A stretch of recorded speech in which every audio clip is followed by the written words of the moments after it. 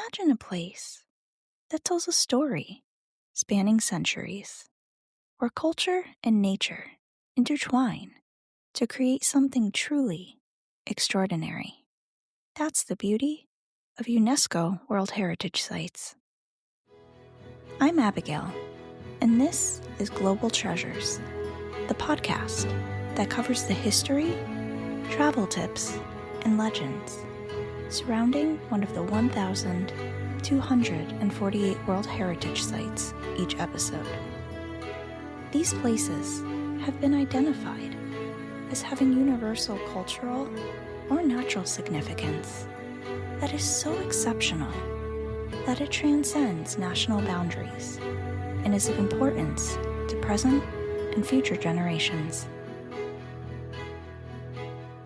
Welcome to Season 3, where we'll explore the 27 sites that UNESCO added in 1980 together.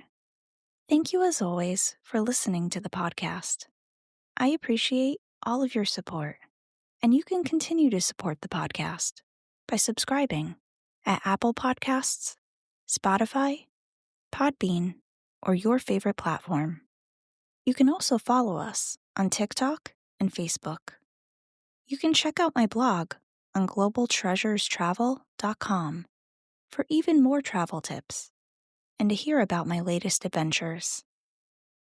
The Fortifications and the Caribbean Side of Panama, Portobelo-Fort San Lorenzo, are an incredible testament to the power of the Spanish Empire during the 17th and the 18th centuries. Located on the Atlantic coastline of the Colón province, these military constructions were designed to defend and protect Spain's transatlantic trade routes and ward off naval attacks from rival powers and pirates who threatened their riches acquired in the New World. The two main sites, Portobelo and San Lorenzo, sit about 50 or so miles apart, strategically positioned to safeguard different points along the Panama coast. Portobelo provided security for the Caribbean section of the harbor, while San Lorenzo guarded the mouth of the Chagres River, the largest river in the Panama Canal's drainage basin. This location was critical for Spain's trade network, as it allowed them to move gold and silver from South America efficiently without relying on land routes that became nearly impossible to navigate during the rainy season.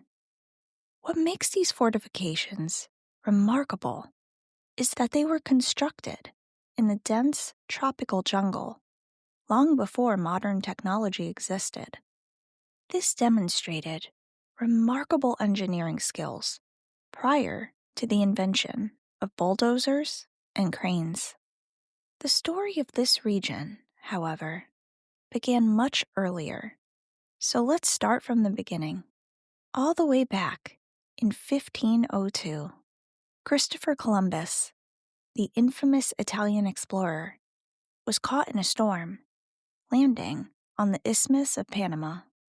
While taking refuge, he named the area Portobelo, meaning beautiful port. But it wasn't until 95 years later that the town of San Felipe de Portobelo was officially established. Over time, Portobelo grew into one of the most important Spanish establishments in the New World. As I stated before, it became a major hub for Spanish conquistadors. These were colonizers who explored, traded, and conquered territories across the Americas, Africa, Asia, and so on. The port served as a storage point for gold and silver looted from the Americas before it was shipped back to Spain. This immense wealth was the reason Portobelo became one of the most heavily fortified Spanish coastal control points. This immense wealth was the reason Portobelo became one of the most heavily fortified Spanish coastal control points in the entire Western Hemisphere. Following constant pirate attacks, the Spanish treasury was moved to Portobelo, and the fort of San Felipe was constructed at the entrance of the harbor. It was armed with 35 cannons, and the walls built from coral stone, an incredibly durable material.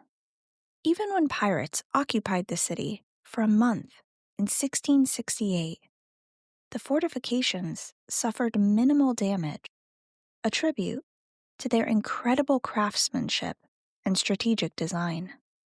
The fortifications continued to expand, with the final construction wrapping up in 1753.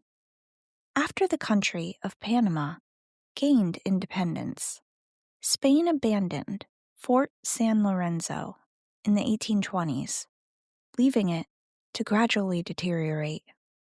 Over time, the site found not just a second life, but a third and fourth as well, serving as a prison, then a post office, and finally, a haven for gold prospectors during the 1840s gold rush. Eventually, recognizing the fortifications' historical and architectural significance, the government of Panama undertook restoration efforts to preserve them.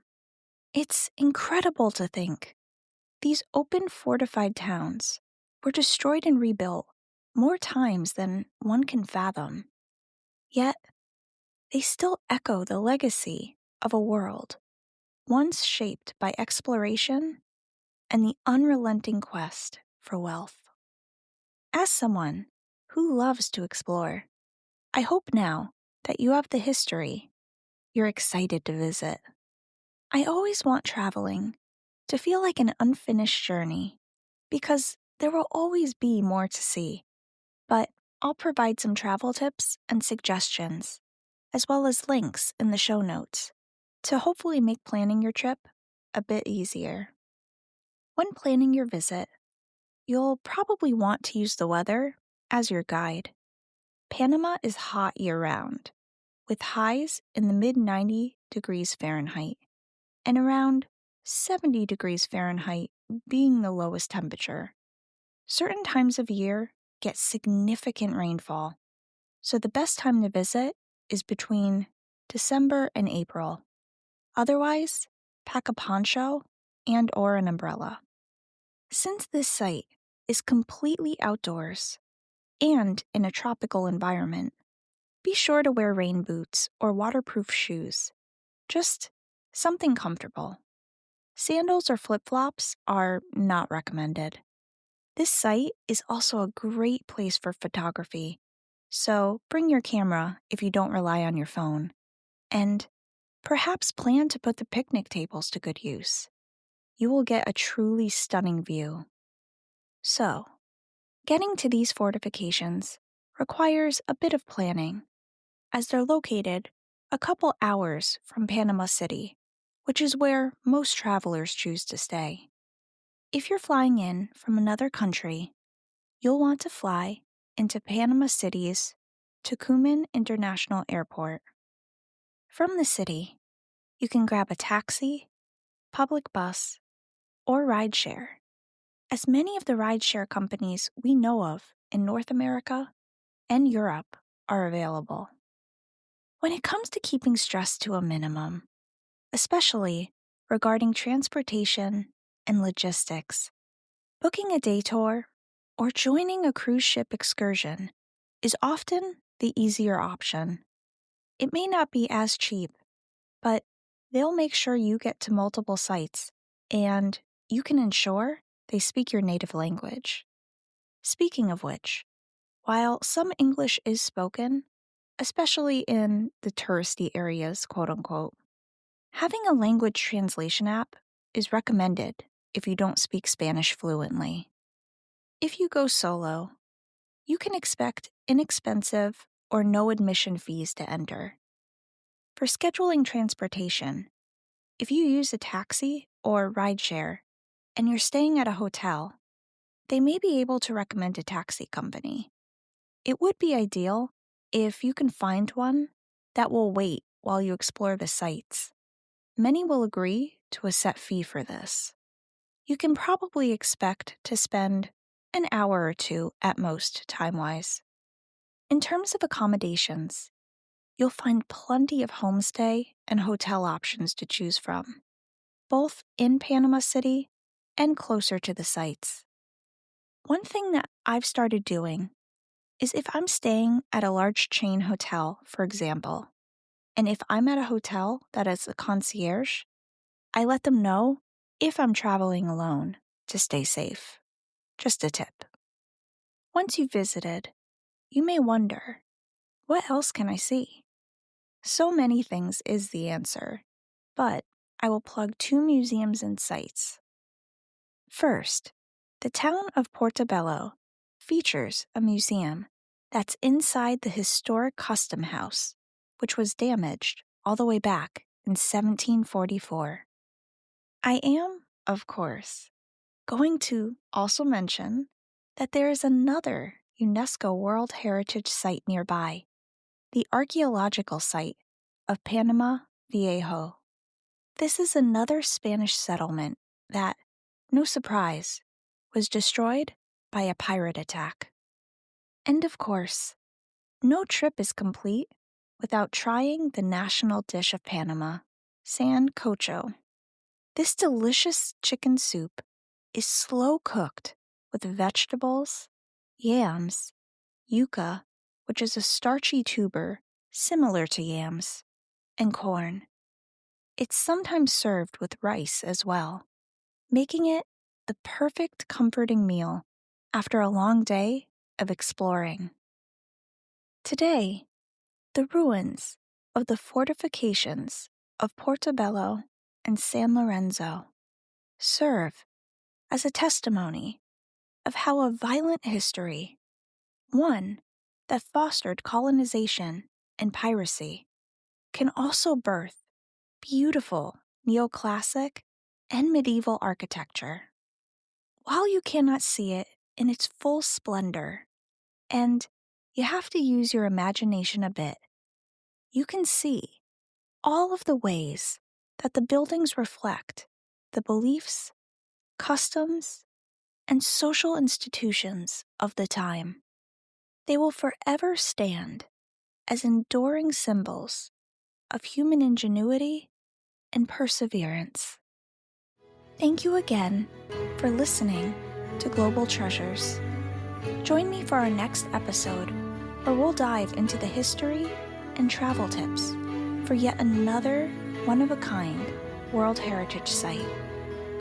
Until then, keep exploring, keep wondering, and keep treasuring the remarkable diversity of our world's heritage.